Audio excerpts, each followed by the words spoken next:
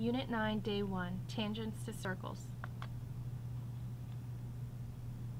First, let's define a few terms. A circle is a set of all points equidistant from a given point called the center. So here, this purple dot, that's what we call the center of the circle. And then this red line represents all of the points that are the same distance away from that purple center. The radius is the distance from the center to a point on the circle. And the diameter is the distance across the circle, but it has to go through the center. A chord is a segment whose endpoints are on the circle, so it's just a line segment and the endpoints end on the circle. A secant is a line that intersects through the circle at 2 points.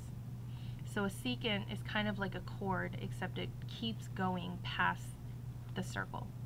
A tangent is a line that intersects the circle at exactly 1 point. So it's a straight line, it comes and it touches the circle at 1 point and then keeps going. Here we're just talking about the number of points of intersection for circles. These red circles have 1 point of intersection. They're called tangent circles. And these blue circles also have 1 point of intersection. These two green ones have 2 points of intersection.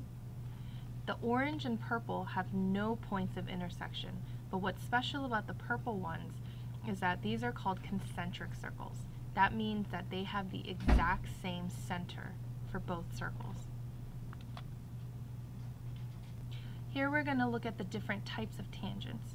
When we have these two red circles, this tangent line intersects each circle at 1 point, and it's a common tangent. Same with this tangent, it intersects each circle at 1 point, and it's also a common tangent. Now, because these two lines run along the outsides of the circles, they're called external tangents. These green circles also have 2 common tangents, but because they cross through inside and in between the 2 circles, they're called internal tangents. To work out these examples, first we need to talk about the relationship between the diameter and the radius. So remember, the diameter is the distance all the way across the circle that goes through the center, and the radius actually goes from the center to the edge.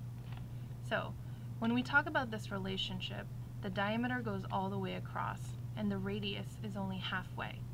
So we can say the diameter is equal to 2 times the radius, or the radius is equal to half of the diameter. So let's look at these examples. This one, the diameter of a circle is given, find the radius. So if the diameter is 6, we want to know the radius, which is going to be half. So half of 6 is going to be 3 inches. In this problem, it says the radius of a circle is given, find the diameter. The radius is going to be half of the diameter, so to find the diameter we need to double this. 2 times 11 is 22 centimeters. So I want you to go ahead and pause, find the answer to these other 2 questions, and then check back with me. Hopefully you found that the answer to this one, the radius was 12 centimeters and the diameter here was 16 feet. Here we're just going to match the notation with the term that best describes it. So go ahead and pause and then see if you can match the correct terms with the diagram, and then check back with me to make sure you got it right. Hopefully you found the first one is the point of tangency, that line FH is going to be a common internal tangent. Segment CD is the radius. Segment AB is a chord. Point C is the center. Segment AD is the diameter. Line AB is a secant, and line DE is a common internal tangent.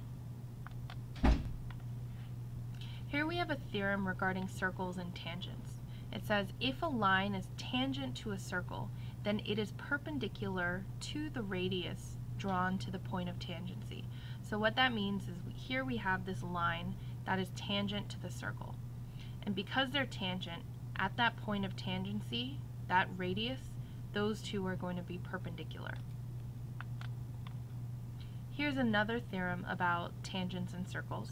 If 2 segments from the same exterior point are tangent to a circle, then those segments are congruent. So here we have AC and AB. They're both tangent to the circle, so what we're going to have here is that AC is congruent to AB. Now we're going to use those two theorems and work out a couple example problems. So let's take a look at these. Here it tells us that AB and AD are tangent to circle C. This is the notation for circle C. And it wants us to find the value of x. Well, AB and AD, since they're tangent, that second theorem tells us those are congruent. So 7x minus 2 equals 3x plus 8. So we just want to solve this equation. Subtract 3x from both sides.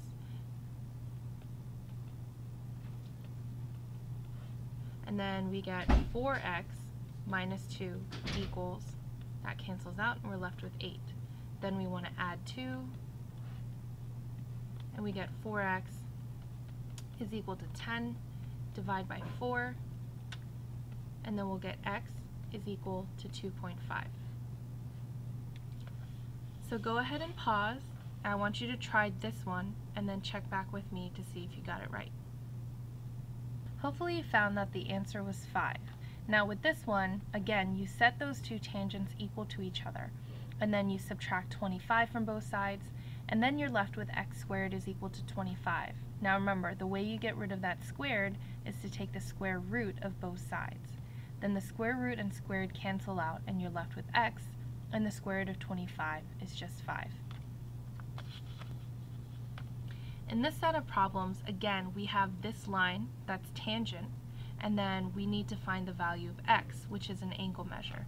So we're going to be using that first theorem that tells us that when you have a tangent line and a radius, those two are actually perpendicular. So since we know this is 90 degrees, we have a triangle, and we know the three angles of a triangle add up to 180. So we take 180, subtract that 90-degree angle, and we're left with 90. Then, if we subtract the 33-degree angle, we're left with 57 degrees as our final answer for x. So go ahead and pause, find x in this diagram, and then check back with me. So the tangent line is here, and here's the radius. Even though it's a full diameter, that's okay. The main thing we need is that this is a 90-degree angle, since the radius and tangent are perpendicular.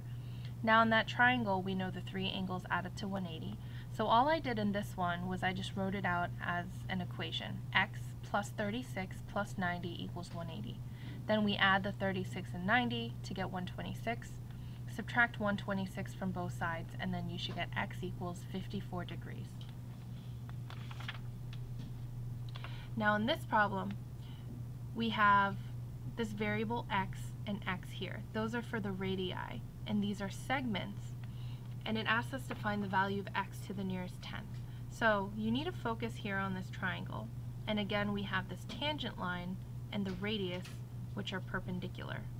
So what do you remember about right triangles and their side lengths? We use something called the Pythagorean theorem. So we have a squared plus b squared equals c squared. Now, c squared is the one that's always opposite from the right angle. So that means that's this side. Now careful, because we need to represent this side carefully. That's x plus 8 is the whole length. So we're going to substitute that in, x plus 8 here. And then x and 12 can be substituted for a and b. And then on this side, we can't really simplify the x squared. 12 squared is 144. Now on this side, you need to remember some algebra. This is x plus 8 times x plus 8. And what we actually need to do here is FOIL. So x times x is x squared. X times positive 8 is 8x. And again here we get plus 8x. And then 8 times 8 is 64. And then on this side we have x squared plus 144. Now we just want to simplify. So if we subtract x squared from both sides, if you look carefully here, this cancels out and that cancels out. So we're left with 144 is equal to, and I want to add this 8x plus 8x to give us 16x, and then we have plus 64. So from here, we just want to subtract 64 from both sides, and then we're left with 16x is equal to 80. Then last step, divide by 16, and then you should get x is equal to 5. Now it does have some algebra review in here, so I want you to go ahead and pause, try the same thing with this problem, follow my work that I have, and then check back with me and see if you got the right answer. Hopefully you found that x is equal to 9.7. Now, if you didn't get that, make sure you check your work with mine. I wrote it out step by step exactly like the first example. Chances are you may have made your mistake around this area. And again, this is our Algebra 1 review, so make sure you ask me in class if you're having trouble with this and we can go over it, okay? Now in this next set of problems, it asks us to tell whether segment AB is tangent to circle C. So it's using that same theorem that we were using on the examples before. However, this time we need to decide if AB is tangent. Now you can't use it based off of what the picture looks like. So think about what we know. We know that if AB is tangent, then AB and then AC have to be perpendicular. So if this is a right angle, then we can say that AB is tangent. Now we know how to check whether that's a right angle or not. We're going to use the Pythagorean theorem converse. C squared box A squared plus B squared. Now, because this is the side that's supposed to be across from the right angle, this side needs to be our C. So this is going to be 5 plus 8 is 13. That goes in for C. Then 5 and 12 go in for the other two sides. So here we get 169 box 25 plus 144, and then we have 169 box 25 plus 144 is 169. Now since they're equal to each other, that means that this is a right triangle. And since C was our 13, that's opposite from the right angle, which means that that is a 90-degree angle. So your final answer would be AC is perpendicular to AB. Therefore, AB is tangent to circle C. So I want you to go ahead and pause, test this next one, and then check back with me to see if you got it right. So hopefully you found that this is actually an obtuse triangle, which means that AC is not perpendicular to AB. So therefore, AB is not tangent to circle C. In this set of problems, it says that each polygon circumscribes a circle. That means that each of these sides are tangent to the circle.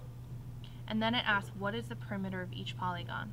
So to start, the first thing you're going to do with these is I want you to mark off all of those points of tangency. And we're going to separate this into several different problems.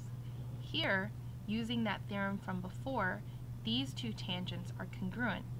So this is 9. And then when we look here, these two tangents are going to be congruent. So this is 22. And then lastly over here, these two tangents are congruent.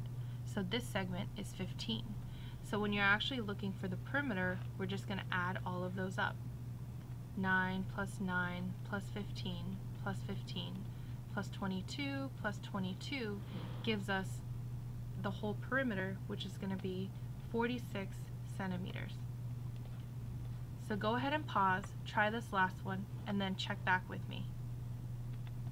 Hopefully you found that the answer was 36 inches for the perimeter. That's it for our first day of circles. I'll see you in class for some practice.